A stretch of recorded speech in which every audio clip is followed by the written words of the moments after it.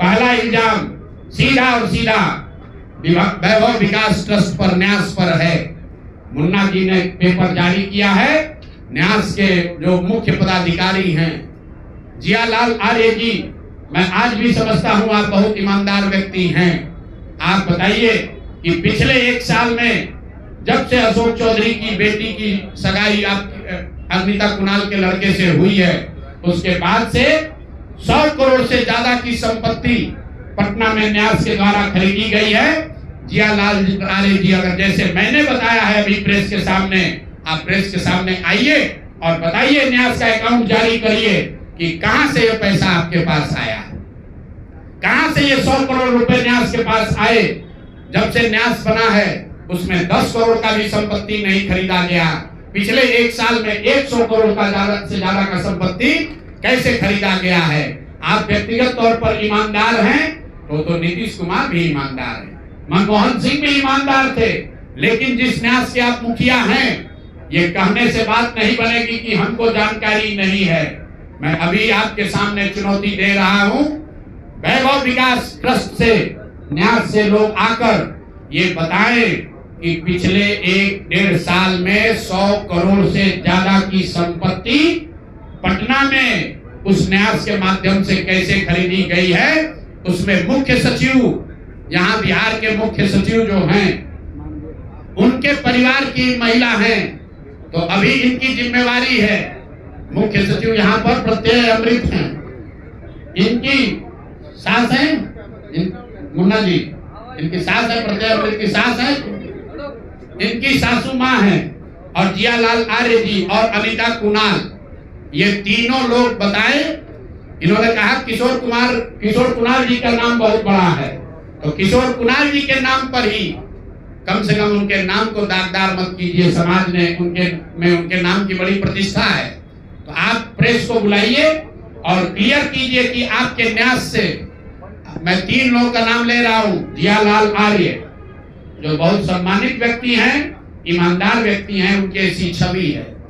दूसरा अनीता कुणाल जी जो किशोर कुणाल जी की पत्नी है, और तीसरा यहाँ के मुख्य सचिव की सासू माँ। ये तीनों लोग बताएं कि न्यास में 100 करोड़ से ज्यादा की संपत्ति खरीदने का पैसा कहां से आया है। दूसरी बात, अशोक चौधरी के नाम पर जो संपत्ति की बात कही गई है, हम लोग उस बात पर कायम हैं। 200 करोड़ की संपत्ति इन्होंने अर्जित की है। इन्होंने कैमरे पर आप लोगों को कहा कि 1 कट्ठा भी जमीन हो जाएगा तो मैं जनसुराज की गुलामी करूंगा। मेरे भाई मुन्ना जी ने अभी पूरा डॉक्यूमेंट जारी किया है। अगर या तो उसको आप रिबटल कीजिए कि ये आपका जमीन नहीं है, और अगर जमीन है तो जनसुराज की गुलामी मत कीजिए, बिहार के लोगों की गुलामी के लिए तैयार होइए, इस्तीफा दीजिए। नहीं इस्तीफा दीजिएगा तो आपका घेराव होगा, आपका राजनीति आपका नहीं करने देंगे। हम लोग राज्यपाल, मुख्यमंत्री नहीं सुन रहे हैं तो हम लोग राज्यपाल महोदय के पास जाएंगे, कोर्ट में जाएंगे, इनके खिलाफ कार्रवाई होनी चाहिए। और 100 करोड़ का मानहानि का नोटिस भेजे थे। आज डर के मारे शायद कहे हैं कि अब आगे हम कानूनी कार्रवाई नहीं करेंगे, तो 5 दिन के अंदर अंदर आधिकारिक तौर पर लीगल नोटिस वापस ले, और नहीं लेंगे तो इन पर 500 करोड़ का और घोषणा करेंगे। नोट कर लो भाई, 200 करोड़ पर घबराए हुए हैं ना, ये 500 करोड़ का और अवैध संपत्ति जो खरीदा है अशोक चौधरी ने अलग अलग नाम से। 7 दिन का समय दे रहे हैं।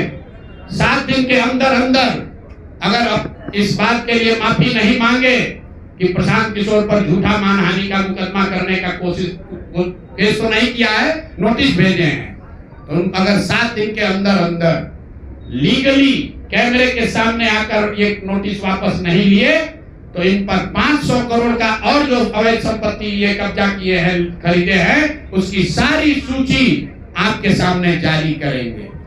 एकदम इनको चुनौती दे रहे हैं भाई। 200 पर दिए हैं, 200 किए थे, 500 करोड़ का इनका पेपर तैयार है। पिछले 8 महीनों में इन्होंने 20,000 करोड़ से ज्यादा का कॉन्ट्रैक्ट दिया है। 20,000 से ज्यादा का कॉन्ट्रैक्ट भाई साहब ने दिया है, और हर कॉन्ट्रैक्ट में 5% पैसा कमीशन के तौर पर लिया गया है। अभी इतना ही बोल रहे हैं। अगले प्रेस कॉन्फ्रेंस तक अगर इन्होंने अपनी गलती नहीं मानी तो जिन लोगों के जरिए ये 5% पैसा वसूला गया है वो लोग को प्रेस के सामने बैठाकर आपसे परिचय कराएंगे कि कौन लोगों ने ये 5% की रेट से पैसा वसूला है। और दूसरी बात, ये जो पैसा रिलीज हो रहा है 0.5% हर रिलीज में पैसा काटा जा रहा है। अभी जो 2 घटना आपने सुनी होगी नोट जलाने की, 2 इंजीनियर्स के घर पे जो नोट के गड्डी पकड़े गए हैं, वो वही पैसा है जो पैसा ये लोग कॉन्ट्रैक्टर को दिए। कॉन्ट्रैक्ट देने के लिए 5% लिया, उसके बाद जब पैसा रिलीज होता है तो 0.5% इनका उसमें शेयर बनता है। वही पैसा ये इंजीनियर कलेक्ट करके वापस ला रहे थे पटना जमा कराने, जो एक आदमी उसमें पकड़ा गया, एक आदमी जेल में भी है और रात भर नोट का गड्डी जलाया गया है। अब अशोक चौधरी इस पर बयान दें ये उनकी वो इसमें संलिप्त हैं कि नहीं है।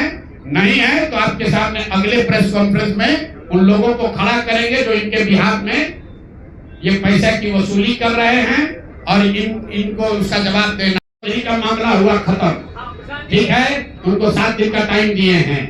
अगर कानूनी नोटिस वापस नहीं लिए तब तक उनकी बात उनको छोड़ा नहीं जाएगा। 500 करोड़ का उन पर जो और बेनामी संपत्ति है वो उसका सूची जारी होगा।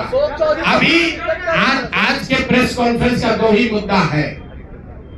जो वैभव विकास ट्रस्ट के लोग हैं, जियालाल आर्या जी हैं, उनको आकर प्रेस में बताना है कि उनके ट्रस्ट में 100 करोड़ की से ज्यादा की संपत्ति कैसे खरीदी गई है। दूसरा बात सम्राट चौधरी पर है कि आप हत्या के अभियुक्त हैं। आपने एक फर्जी सर्टिफिकेट लगाकर जेल से बाहर आप आए थे।